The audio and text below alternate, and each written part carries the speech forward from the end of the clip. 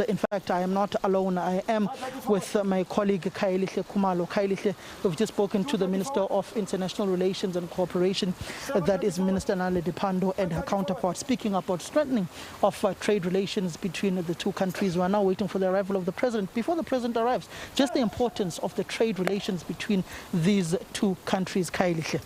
Well, obviously, Samgele, it's quite a very important occasion between Guinea-Bissau and South Africa.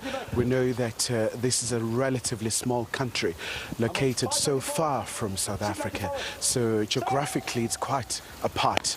But today, it's all about fortifying these ties, areas around mining, areas around agro-processing. We know that Guinea-Bissau, when it comes to the cashing out, it's quite a very important player. It was quite a very significant moment when I spoke to Ambassador Mbete, South Africa's ambassador accredited in that country, really speaking about the importance of making sure that they boost economic links, but also people-to-people contact.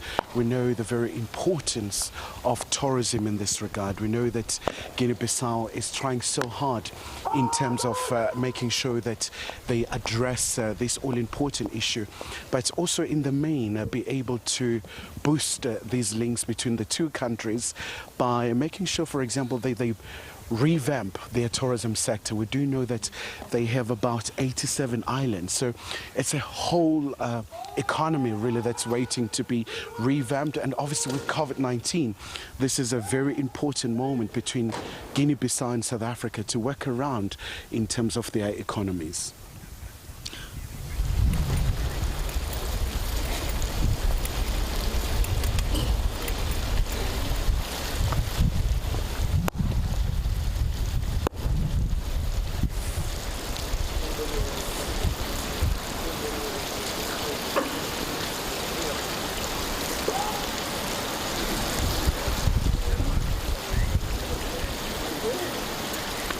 Well, Kailihle, as I'm standing from here, from a distance, I can see the Minister of International Relations and Cooperation. I can see that is Minister Naledi Pandor. I can see the Minister of Social Development, Lindiwe Zulu. I can see the Minister in the Presidency, Mondli Kungubela. I can see the Minister of Labour as well, Chula Singlisi, and alongside the Minister of Mineral Resources and Energy. And we can also see the Minister of Defence, the Minister of Health, Joe Pasha is there, as well as we can see the arrival of the number one citizen of South Africa, President Cyril Ramaphosa, for this state visit of President Embaló to South Africa to strengthen the trade relations within the country. The Minister of Social Development, Lindiwe Zulu, will play a critical role within these discussions alongside the Minister of Labour, Chula Singlisi, the Minister of Mineral Resources as well, and Energy, Gwede Mandashe, looking at how South Africa through Central Energy Fund is looking at procuring SAPREF, which Guinea-Bissau has a lot of oil and gas exploration within their own coastline. Some of the issues that South Africa can learn within this state visit of President Embaló to South Africa, particularly on the issues of petroleum. Quite a very critical moment, Samgele, because we know that Guinea-Bissau is one of those countries really that has been earmarked as a potential sector when it comes to the gas exploration, the oil in fact, especially because there is quite an enormous potential. But also apart from that, the issue of drug trafficking, it is a big challenge in Guinea-Bissau. We spoke to the Social Development Minister Zulu, where she made it very clear that they can learn from each other in terms of the anti-drugs policies and also how they can deal with this particular problem. In fact, when President Embaló really took over in 2020, in his manifesto, the issue of fighting drugs in that particular region was very central, and also issue of security is very important. Samgele, as we just interacting, I see the Defence and Military Veterans Minister as well, Thandi Modise. So the issue of defence and security is critical. We saw very disturbing events in Guinea-Bissau where the president was almost toppled by some coup plotters. Luckily, he survived that particular moment. And all of this happened in West Africa, a region that has always been dubbed as a coup-prone part of Africa, with all these unfortunate events, especially because we do know that South Africa does support the AU's Constitutive Act that makes it very clear issues around unconstitutional change of government. But by all accounts, it's quite a very important day between Bissau and Pretoria. When you look at the relations between the two countries, historically, you look at some of the social ills that the both countries face. We speak about a drug problem, particularly within Guinea-Bissau. It's not unique to Guinea-Bissau. You go to the Western Cape in South Africa, a very drug-ridden province, particularly when you look at the raids that take place within that province, the social ills within that province, and in essence you look at the two countries and how they look at strengthening issues of security between them. As you can see, the number one citizen, President Cyril Ramaphosa, in essence waiting for President Embaló to arrive, and you can see as well, but South African ministers are not here alone, Kylie. You've got the ministers from Guinea-Bissau. What are some of the points that they can share with their own counterparts, particularly on issues of social development, issues of the economy, issues of tourism as well? Interestingly, our own Minister of Tourism, Sissoco, she's not part of the delegation. Well, that's rather unfortunate. But Sam, in terms of the delegation from Guinea-Bissau, we do understand their Minister of Foreign Affairs is also here, but the Intelligence Minister here as well.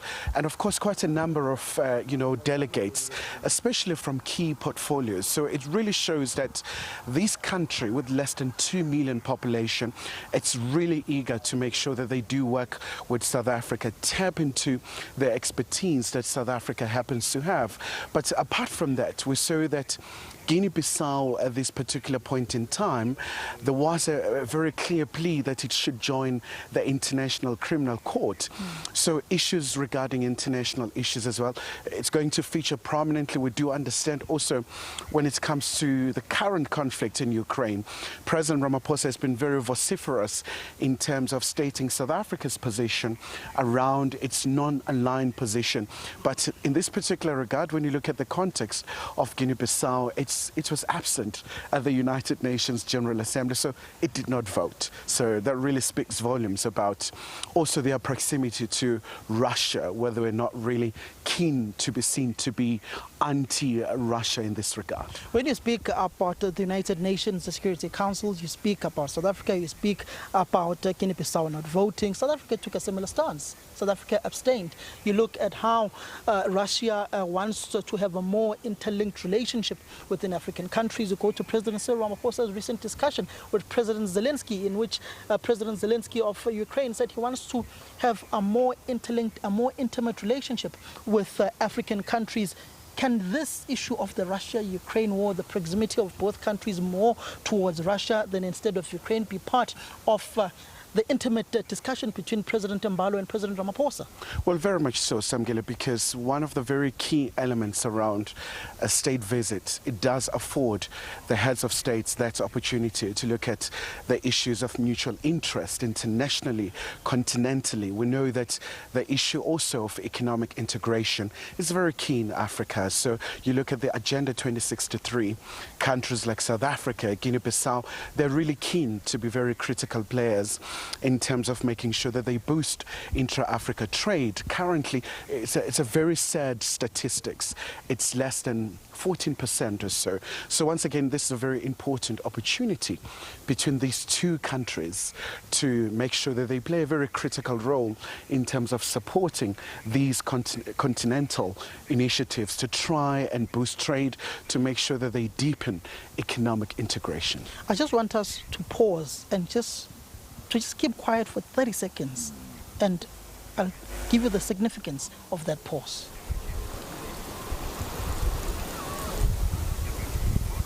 That quietness, Kylie, does not translate to the safety of the people within Guinea-Bissau, the people within South Africa, the people within the African continent. The barrel of the gun still rules might and large within the African continent. When will we finally hear that 30-second silence that we just had of the silencing of the guns? It's quite a big challenge in the continent. You know, the AU Peace and Security Council has been such a very central player, but it hasn't really yielded the results. So it is a big challenge. And we know with Guinea-Bissau, they really do have their own challenges when it comes to security. When I spoke to Ambassador Mbete, South Africa's ambassador accredited to Bissau, he was really talking about the challenges around their coastline, that this is going to be a pivotal moment between Guinea-Bissau and South Africa, so that they can learn from South African National Defence Force in terms of the monitoring of the coastline. You know, it's quite a massive coastline that they have right in the Atlantic Ocean. And obviously there's a lot to learn from South Africa, from the SA Navy that has also been quite a very central player, especially where South Africa has been very active in the continent. When you look at particularly the trade relations between the two countries, the coastline, and learning from the South African Defence Force, the SANDF has not particularly done well when it comes to safeguarding our own offshore, particularly within the deep waters going towards the Atlantic. We've fallen short of our international obligations with what is currently happening with Denel, what is currently happening with Armscor, and the inefficiencies that are there due to allegations of state capture between these two entities, which translates to the SANDF not being able to meet their international obligations to monitor the deep waters within an international perspective. So when we've got those discrepancies, what can we share? You know, Sam, when you look at the current president of Guinea-Bissau, President Embaló, one of his very key policy interventions has to do with development in his country. So this is going to be part and parcel of those discussions between the two leaders. In fact, there is a term that he uses. I think whenever he talks about his own policies, he talks about Embaloism. You look at discipline, you look at order, and also the issue of development. So by all accounts, this will be part and parcel of the discussions between the two leaders, but also in the context also of ECOWAS, which is a very important region in West Africa, but also in this regard, ASES, SADC region, where President Ramaphosa is also a very key player in this regard. When you speak about Embaloism, it reminds me of the Lula moment in Brazil. Particularly, you've seen a number of South African politicians saying that South Africa missed its own Lula moment. Are we essentially going to miss our own Embaloism moment? When you look at the capacitation of the state, you look at President Embaló and how he further wants to capacitate the capacity of the state, of state-owned institutions, of state-owned enterprises within Guinea-Bissau, but instead in South Africa, you've got state-owned entities that are crumbling. You've got a power utility company, Eskom, which is the single biggest threat to the South African economy. They've just been rolling out in the past few weeks issues of load shedding. And you know, with an energy crisis in South Africa, how will that hamper the economic relations and investment trade discussions between the two countries? Because Guinea-Bissau is a largely industrialized country when it comes to their own petroleum explorations with their own oil rigs. We've got an energy source shortage in South Africa. What do we then do to make sure that we strengthen these economic relations, knowing our own shortfalls of energy? So it is a big challenge for sure for South Africa, but also in this particular regard, what is very vital between the two countries is that when you look at the current trade volumes, obviously it's quite low, and this is attributed to a number of factors.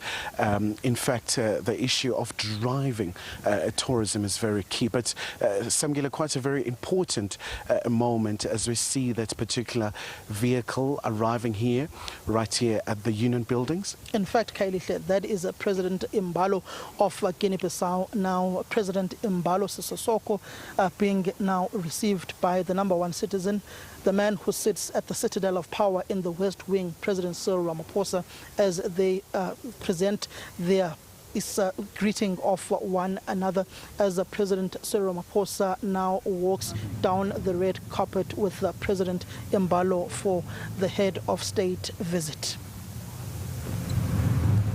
So we wait for these two ladies. They'll take us down. Come on a wonderful day from getting our winter. Lovely. So we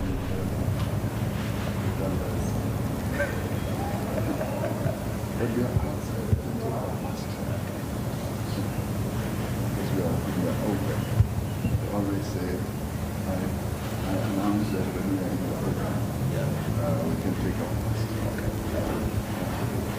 So you arrived last night? Yeah. Treated you nicely? Exactly. Oh, yeah, cool.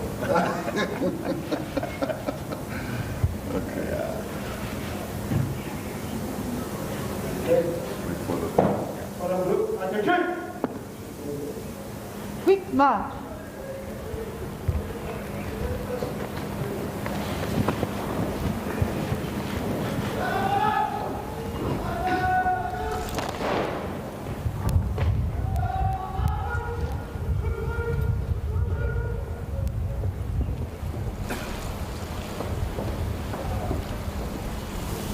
The heads of state of Guinea-Bissau, President Sissoco Embaló, President Cyril Ramaphosa, President of South Africa, particularly speaking about issues of COVID-19. The President speaking that we're entering into our winter period, saying that when you're outside, it's free and it's legislated that you can now take off your mask.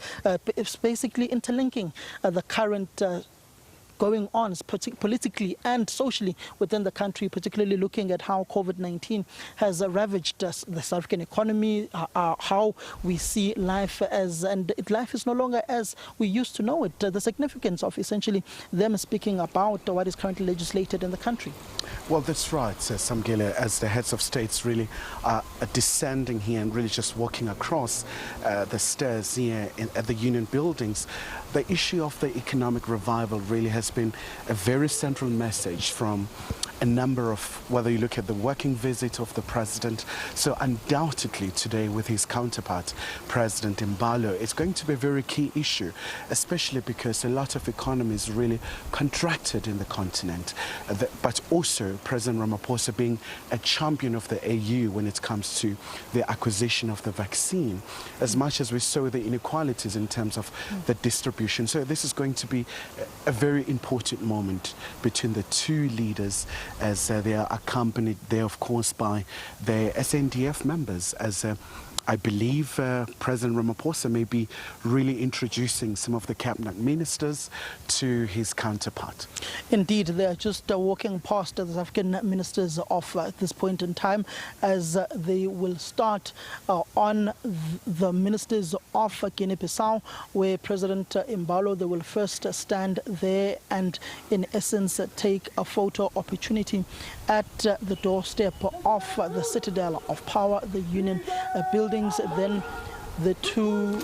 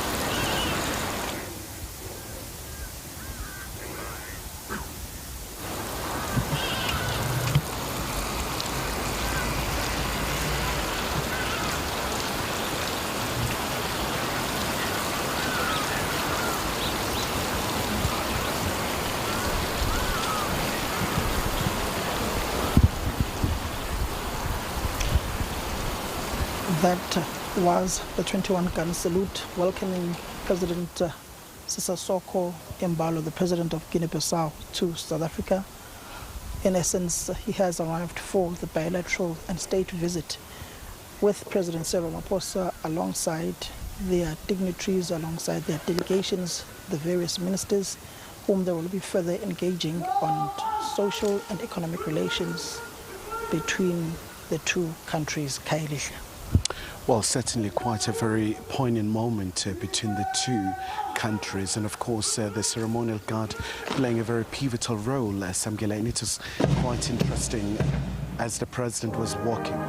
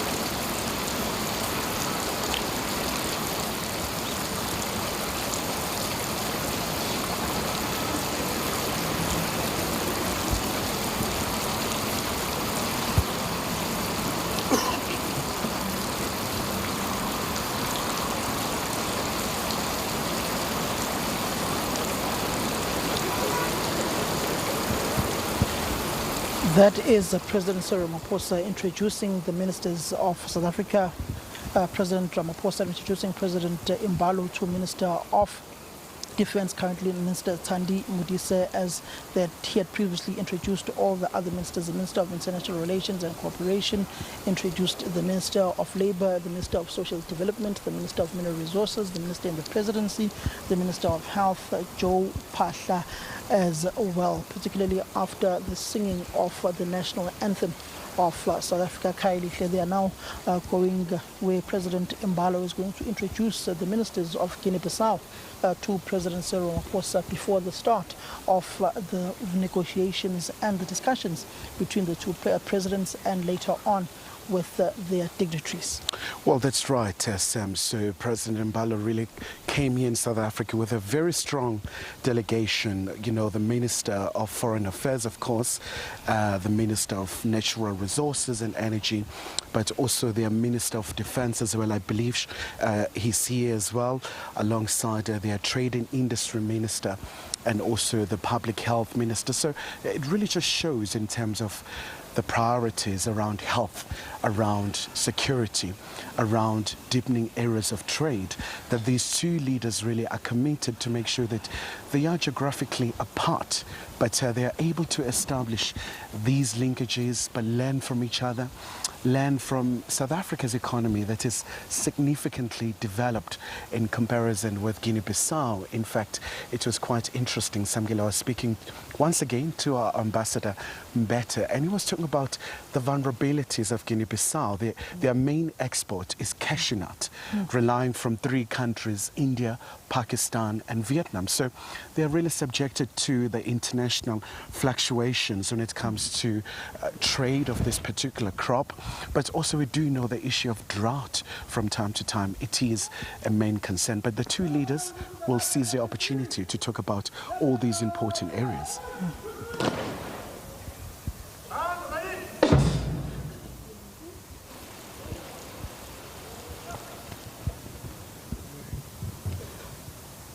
Khayelihle.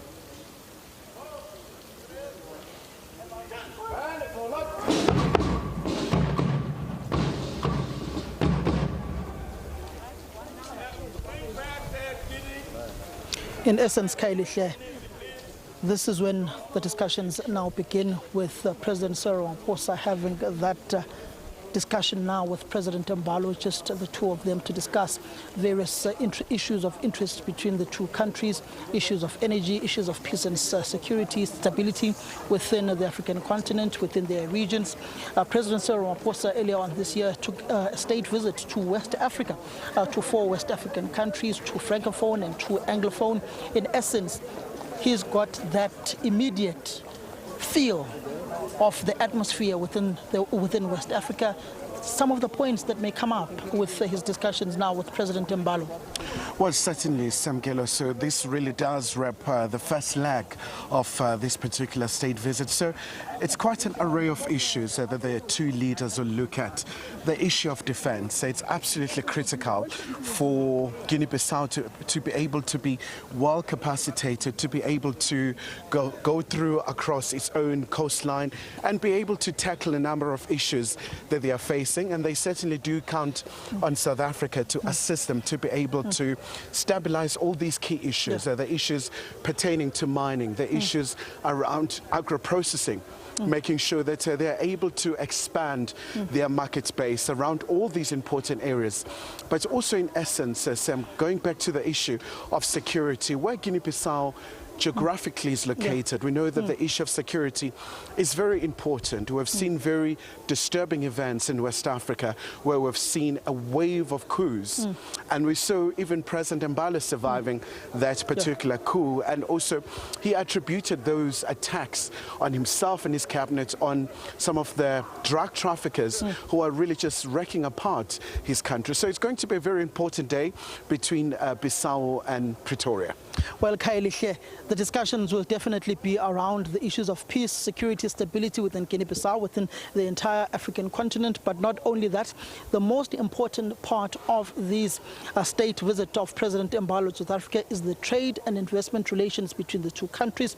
Issues of energy, issues of oil and gas, petroleum are central to these discussions. Issues of tourism, issues of social development of the citizens of both countries, issues relating to how they revive their ailing economies, particularly after COVID-19, particularly after the KwaZulu-Natal floods as well, which are going to play a huge part in a sluggish economy of South Africa in trying to bring it back, particularly within the two eastern coastal provinces, KwaZulu-Natal and the Eastern Cape as well, and COVID-19, and how, Khayelitsha, you were speaking to the ambassador of South Africa to Guinea-Bissau, who spoke about the number of islands that are there within Guinea-Bissau, the importance of tourism within that particular country as well. Our own Minister Lindiwe Sisulu, who's not part of President Cyril Ramaphosa's delegation, speaks about the importance of tourism in reviving the South African economy, even the president of the country as well, President Ramaphosa.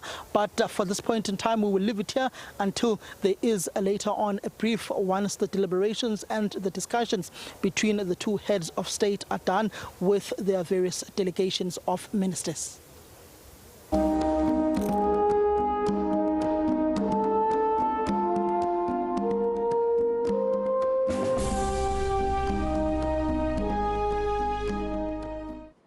Thanks to both of you, gentlemen, and of course, we will be coming back to you as soon as those processes get underway. But now, let's take you live to this. The state's first witness in the Senzo Meyiwa murder trial.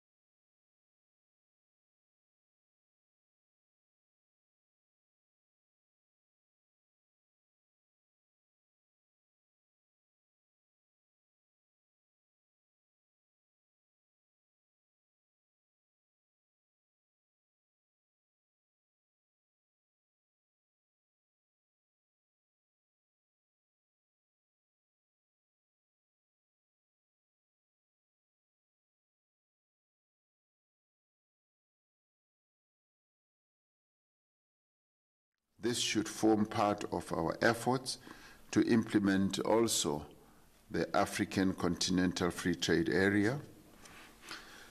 As South Africa and Guinea-Bissau there are multiple avenues of cooperation to increase bilateral trade between our two countries. As part of our contribution to enhancing intra-African trade, we should give preference to our state-owned enterprises and private businesses when bidding for significant procurement contracts in each other's countries, instead of sourcing these from outside of our continent. It is our hope that we will be able to explore further opportunities, Your Excellency, for investment by South African companies in Guinea-Bissau in areas such as agriculture, mining, energy, manufacturing, as well as infrastructure. Such investment would benefit both our countries, enabling Guinea-Bissau to derive greater value from its natural resources, and also providing South African companies with new opportunities for growth. While much of the continent enjoys the benefits of democracy, peace, and stability, there are still pockets of insecurity and conflict on our continent. We join the African Union and ECOWAS in condemning the attempted coup that took place in Guinea-Bissau in February this year. The spate of unconstitutional changes of government in parts of our continent runs contrary to the aspirations of Agenda 2063 of an integrated, peaceful, and prosperous continent. It also sets back our common goal for silencing the guns, a goal that we set out to achieve as the African Union. We emphasize that any aggrieved party needs to engage in constructive and peaceful dialogue in good faith and within the confines of the law when addressing any conflict or area of dispute or disagreement. This visit, Your Excellency, is an opportunity for us to discuss the positions we can mutually champion at the coming AU Summit on Terrorism and Violent Extremism scheduled for the 28th of May in Malabo in Equatorial Guinea. It is important for our two countries to champion the cause of peace and development for both our nations and the continent at large. I once again welcome you and your delegation to South Africa, and I hope that we will have frank and productive discussions on the current status of our bilateral relations. I thank you, Your Excellency. Thank you.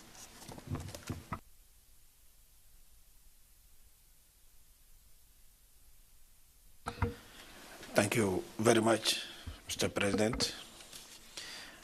I am very honored to be with you this morning. And thank you, my brother and good friend, President Cyril Ramaphosa, for his kind invitation and warm hospitality.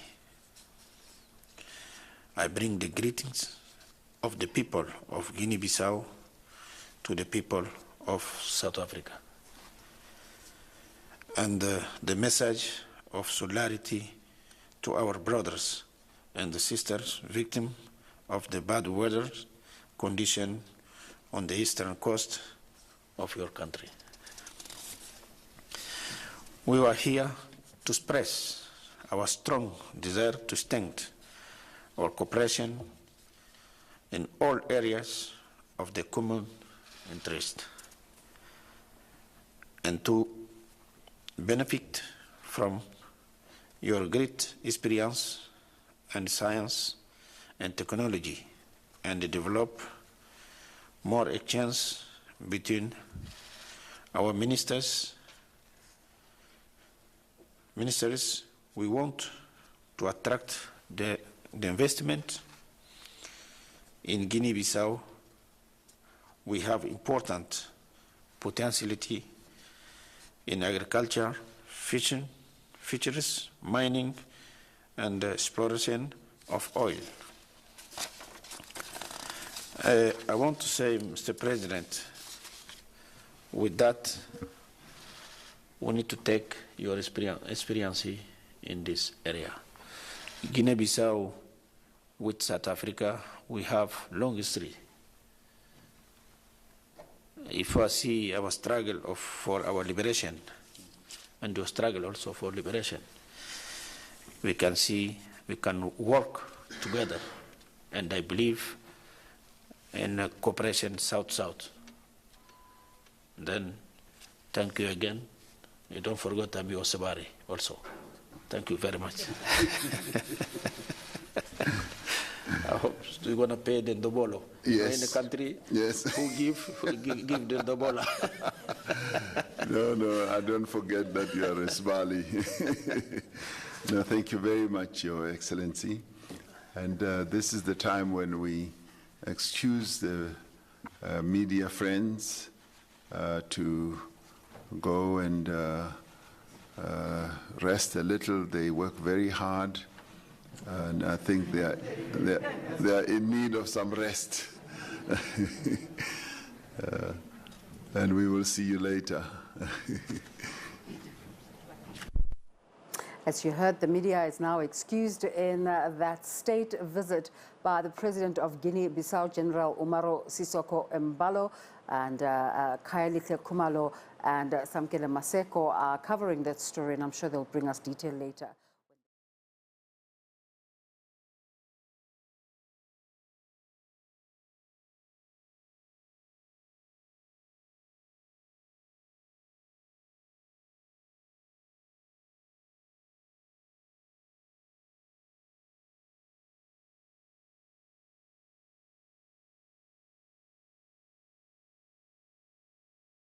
Now I'd like to invite President Ramaphosa to address us. Thank you.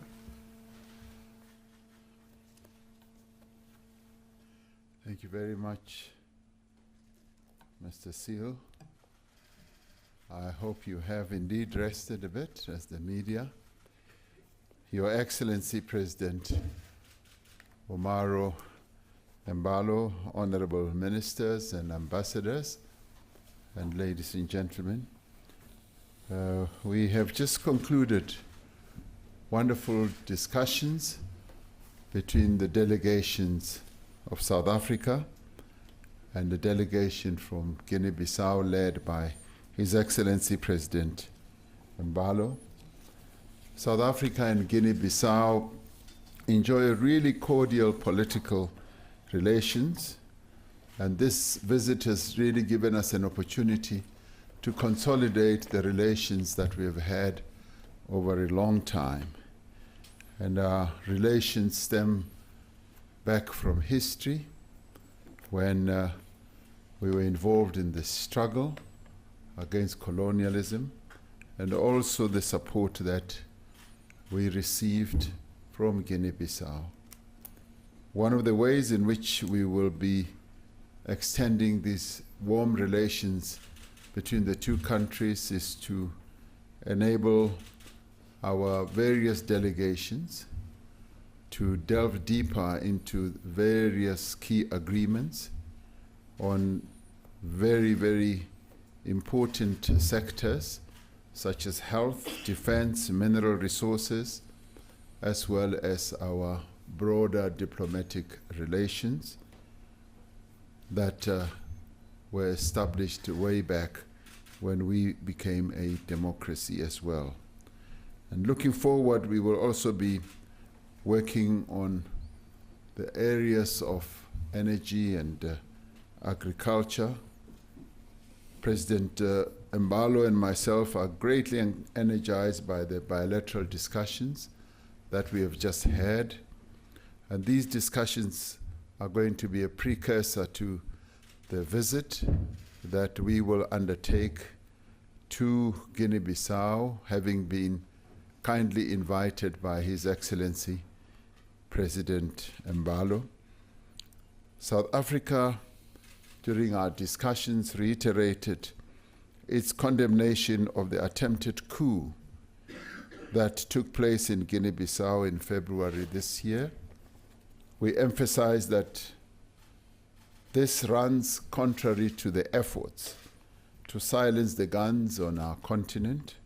We also expressed our shared concern at the resurgence of unconstitutional changes of government in various parts of our continent.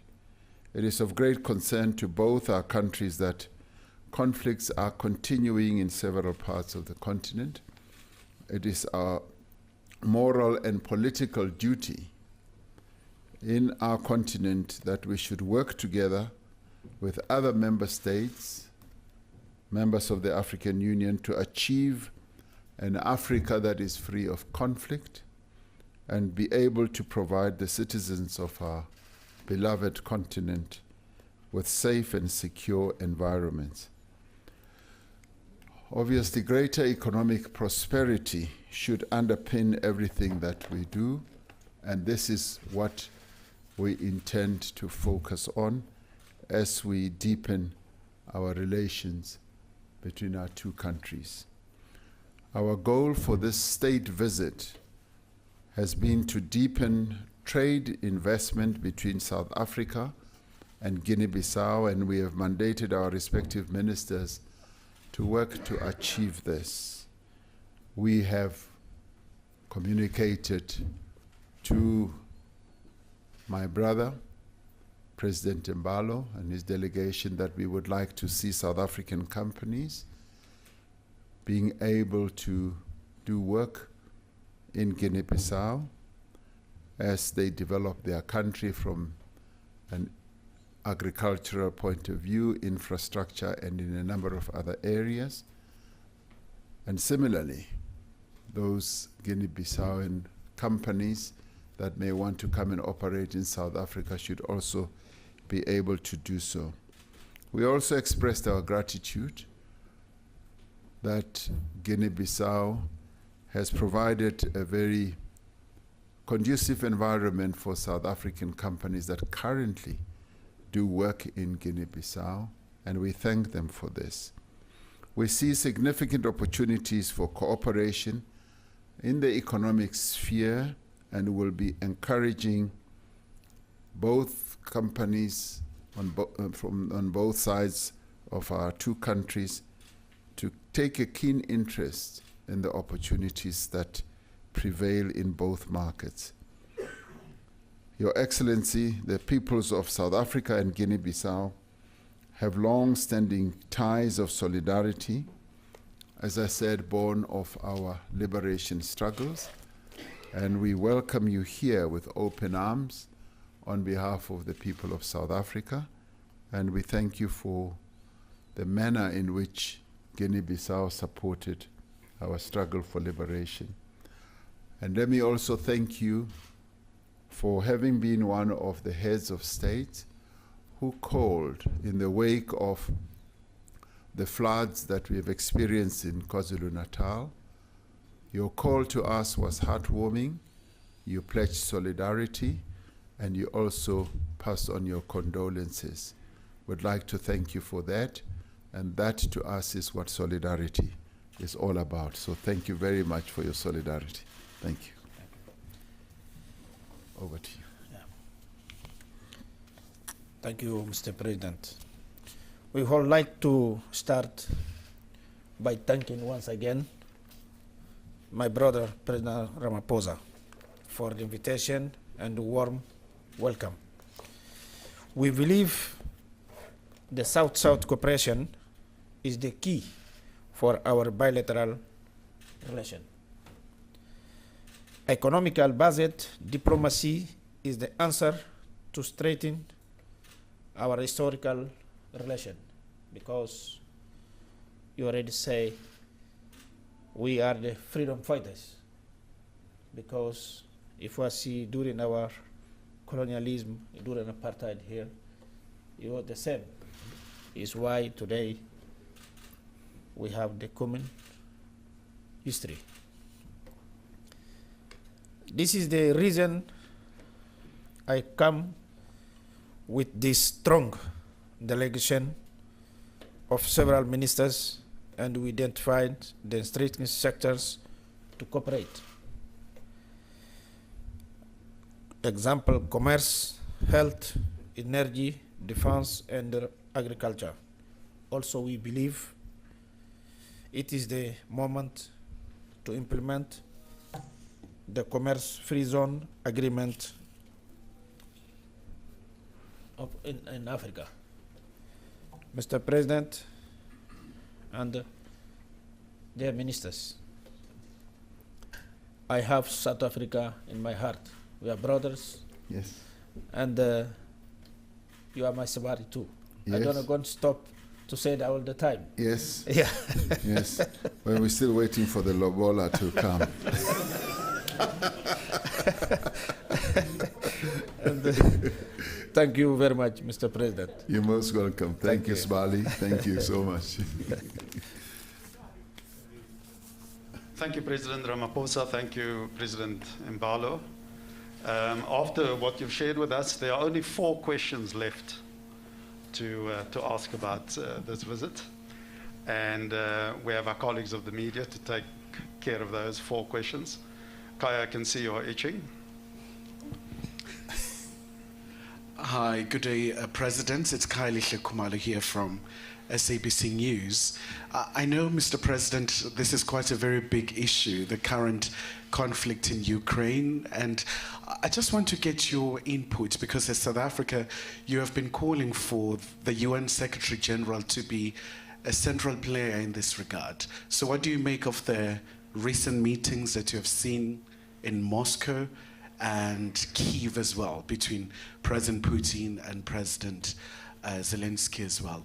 And just a quick one, President Embaló, with the current issues around drug trafficking in terms of security and defense, how would you want South Africa to assist your country in that regard? Thank you. Want to go first? No, go first. Okay, I'll go first. No, we have, as South Africa, been calling for negotiations, and our call for negotiations is based on a principle. We have always held the view and continue to hold the view that conflicts should be resolved through dialogue and negotiations. And I guess you could say that we were well taught by the great Nelson Mandela, who always felt that conflicts should be resolved in that way through dialogue and negotiation.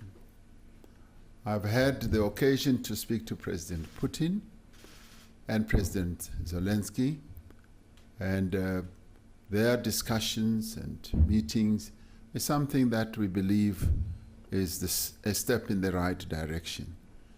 And in my discussions with them separately, I stress that it is through negotiations and dialogue that this conflict can be resolved. And we're really pleased that that is now underway, and we are hoping, wishing, and praying that it should lead to an agreement that will lead to the cessation of the hostilities and the end of the conflict as well, so that the lives of the people, may I say, on both countries and largely in the Ukraine, can be restored and peace can find fertile ground once again. Thank you. Thank you.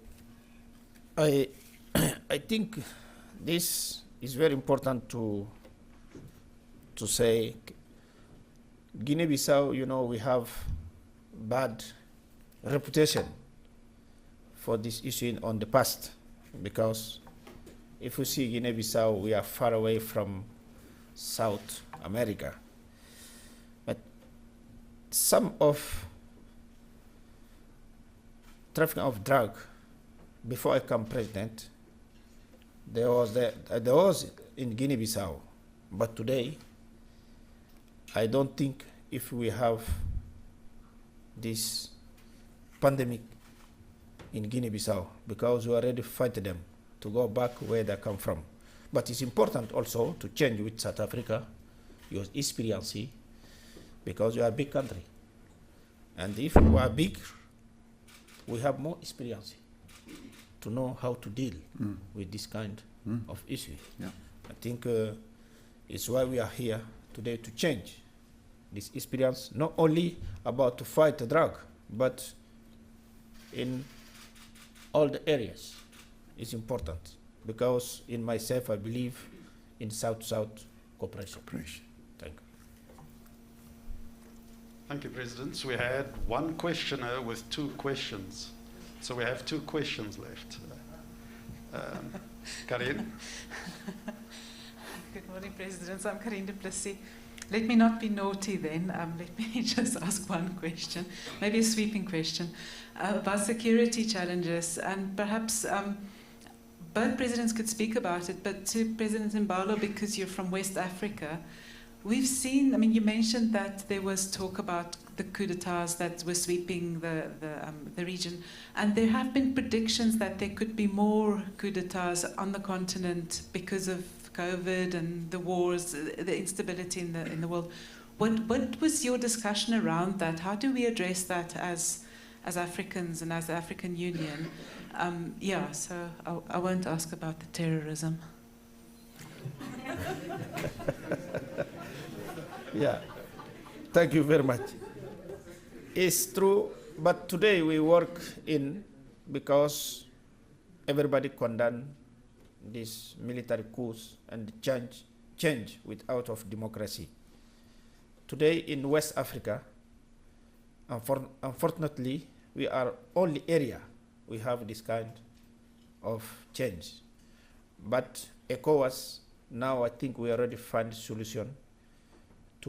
Today in Guinea-Bissau, I have some troops from ECOWAS country, Nigeria, Senegal, Ghana, Ivory Coast, and then we're going to do the same for another countries to change the military to understand, and then to make in the head of this colleague. We can't change the constitutional of coup.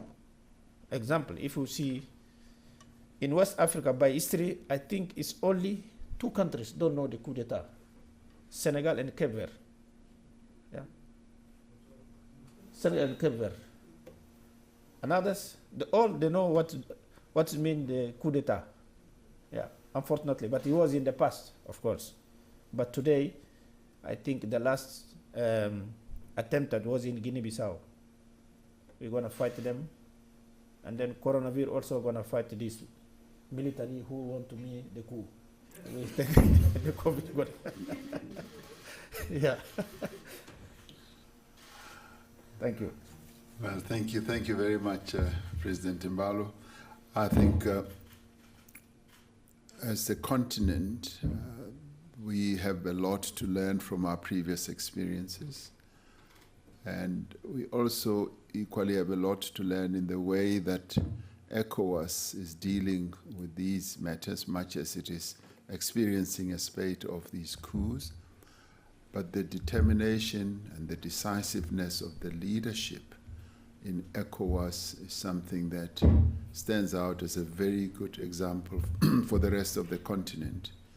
And they've now moved on to another phase of dealing with these coups. As President Embaló has said, they are going to, as a region, to be deploying troops that are going to be ready at any given time to deal with those who may want to perpetrate acts of violence and attempted coups and so on.